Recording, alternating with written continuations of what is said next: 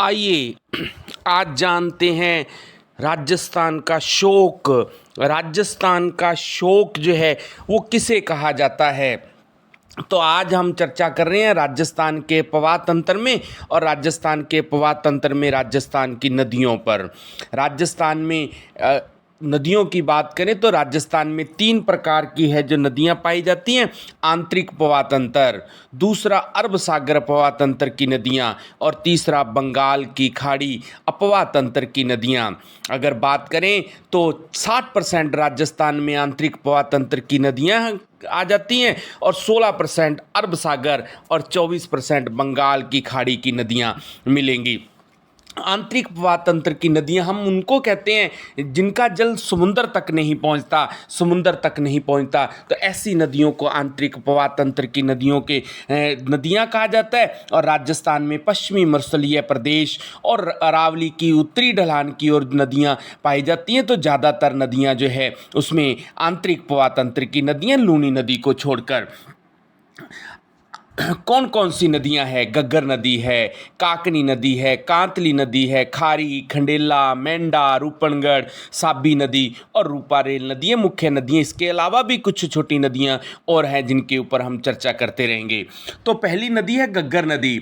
गग्गर नदी के बारे में अगर बात करें तो गग्गर नदी का उद्गम जो है, गग्गर नदी का उद्गम जो है वो हिमालय पर्वत श्रेणी की शिवालिक पहाड़ियां से होता है और शिवालिक पहाड़ियों की कालका की पहाड़ियां हिमाचल प्रदेश से होता है। हिमाचल प्रदेश में बहने के बाद पंजाब और पंजाब के बाद हरियाणा में आती है और जब हरियाणा में ये आती है तो इसके ऊपर है वन वाली सभ्यता और ओटू झील जो है वो देखने को मिलती है। उसके बाद राजस्थान के अंदर ये तलवाड़ा झील से प्रवेश करती है। तलवाड़ा झील टिब्बी तहसील हनुमानगढ़ से प्रवेश करती है। वैसे तलवाड़ा जो है तो वो तिलवाड़ा बाड़मेर में है, तिलवाड़ा बाड़मेर में है, जिसके अंदर मल्लीनाथ जी पशु मेला बरतल लूनी नदी के किनारे राजस्थान का सबसे प्राचीन पशु मेला है।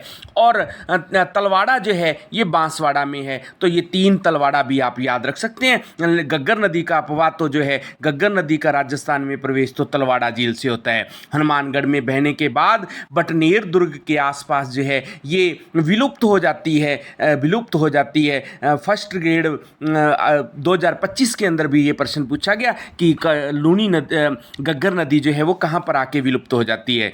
अन्य नामों की बात करें तो इसको सरस्वती नदी कहा जाता है, द्वैशवती नदी भी कहा जाता है। इसकी गग्गर नदी की एक शाखा जो है नोहर बादरा की तरफ जाती है, उसको द्वैशवती नदी के नाम से जाता है। नट कहा जाता है, कभी प्रकट हो जाती है, कभी है जो नहीं होती। नाली कहा जाता है, हनुमानगढ़ के आसपास का इसका जो उपवास क्षेत्र है वो नाली कहलाता है। सोहतर नदी है, सोई हुई नदी है और राजस्थान का शोक कहते हैं क्योंकि हनुमानगढ़ क्षेत्र के अंदर है जो वो काफ़ी बार इससे बाढ़ आ चुकी है। ब्रह्मवत मनुस्मृति के अंदर ब्रह्मवत का हुआ है और लेटी नदी के नाम से जाना जाता है। और बातों में देखें तो टोटल लंबाई इसकी 465 किलोमीटर है। राजस्थान में तो 100 किलोमीटर बहती है, तो राजस्थान में 100 किलोमीटर बहती है। आंतरिक प्रवाह तंत्र की नदियों में सबसे लंबी नदी है। और जैसे ही राजस्थान में प्रवेश करती है तलवाड़ा झील से तो उसके बाद हनुमानगढ़ के अंदर है जो भद्रकाली का मंदिर इसके किनारे स्थित है। हनुमानगढ़ जंक्शन इसके किनारे स्थित है।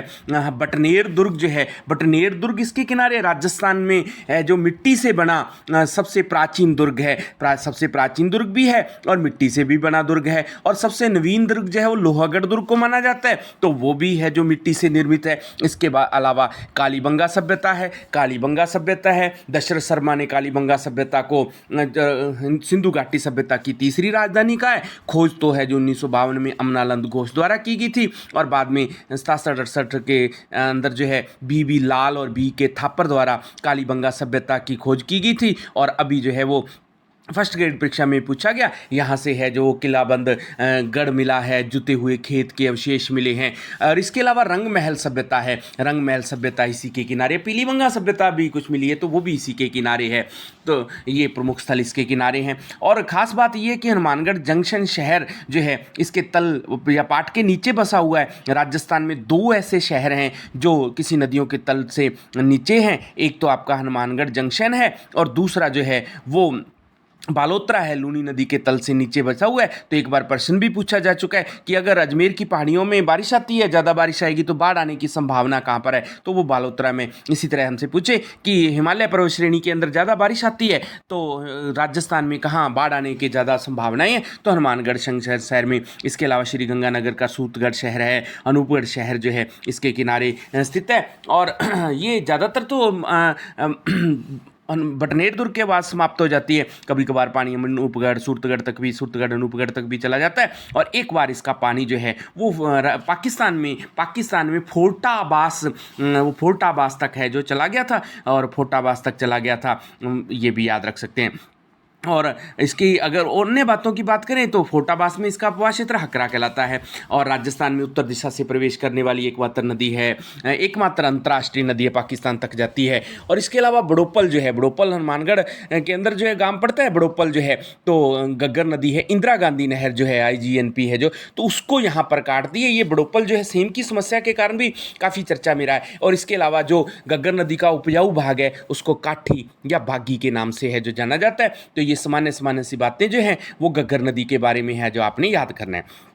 इसके बाद जो दूसरी नदी है जैसलमेर में दिख रही है, कांकनी नदी है, तो इसके ऊपर चर्चा करेंगे, कांकनी नदी के ऊपर। तो ये कांकनी नदी जो है इसको काकनिया नदी के नाम से भी जाना जाता है, इसको मसूरदी नदी के नाम से भी जाना जाता है। और ये जो है वो उद्गम कै काकनी कै कोटड़ी गांव कै काकनी कै कोटड़ी गांव जैसलमेर से उद्गम होता है। उसके बाद ये जैसलमेर में है जो वो मीठी खाड़ी तक समाप्त हो जाती है। और अगर लंबाई की बात करें तो 17 किलोमीटर या कुछ किताबें 27 किलोमीटर भी मानती हैं, तो 17 या 27 किलोमीटर लंबी है। और आंतरिक प्रवाह की नदियों में सबसे छोटी नदी है। और इसी दौरान ये जैसलमेर के अंदर रूपसी गांव के पास भुज झील का भी निर्माण करती है। और इसके किनारे काक गणेश जी का मंदिर जो है वो जैसलमेर में स्थित है। तो ये कांकनी नदी होगी।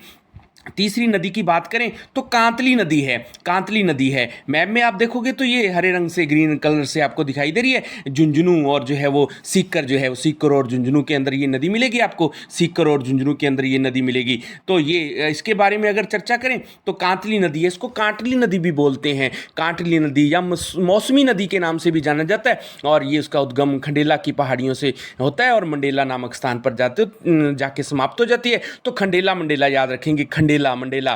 कांतली के बारे में खंडेला मंडेला, कांटली भी बोल देते हैं। कांटली इसलिए बोलते हैं कि झुंझुनू को 2 बराबर भागों में बांट देती है, इसलिए इसको कांटली बोलते हैं। तो रेवासा गांव सीकर से इसका उद्गम होता है और इसका अपवाह क्षेत्र तोरावाटी कहलाता है। झुंझुनू सीकर वाला एरिया इसका तोरावाटी के नाम से जाना जाता है। और ये तोरावाटी भाषा भी बोली भी यहाँ पर बोली जाती है। कुल लंबाई की बात करें तो 100 किलोमीटर है, कुछ किताबें अभी 130 किलोमीटर के आसपास भी लिखती हैं, तो 100 या 130 किलोमीटर की लंबाई है।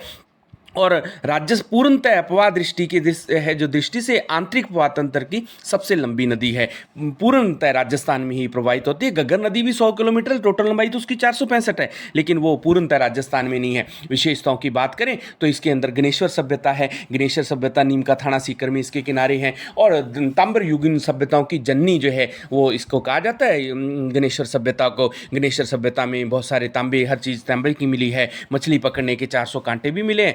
लेकिन आहट सभ्यता को तांबर नगरी के नाम से जाना जाता है, आहट सभ्यता को तांबर नगरी के नाम से जाना जाता है। और दूसरी सभ्यता सुनारी सभ्यता है जो झुंझुनू में है, सुनारी सभ्यता। और झुंझुनू को 2 भागों में बांटती है, पहले बात कर चुके हैं। और इसके भाव क्षेत्र में बरखान बालू का स्तूप जो है, बरखान अर्धचंद्राकाल जो बालू का स्तूप होते हैं उनको बरखान के नाम से जाना जाता है। और इसके अलावा उदयपुर वाटी जो है, उदयपुर वाटी झुंझुनू का जो शहर है वो भी इसी नदी के किनारे है और ये यूरेनियम के भंडार मिलने की चर्चा के कारण रहा है। इसके अलावा बीड़ है, तो झुंझुनू नदी के किनारे घास के मैदान जो उबड़ खाबड़ क्षेत्र है उसको बीड़ के नाम से जाना जाता है। और राजस्थान का प्रथम मोर अभ्यारण्य भी जो है वो ये बीड़ क्षेत्र में बनाया गया है। और एक शब्द बीहड़ रहता है, तो बीहड़ जो है वो चंबल नदी जो है, चंबल नदी का उबड़ खाबड़ क्षेत्र जो है तो उसको बीहड़ के नाम से जाना जाता है। धन्यवाद।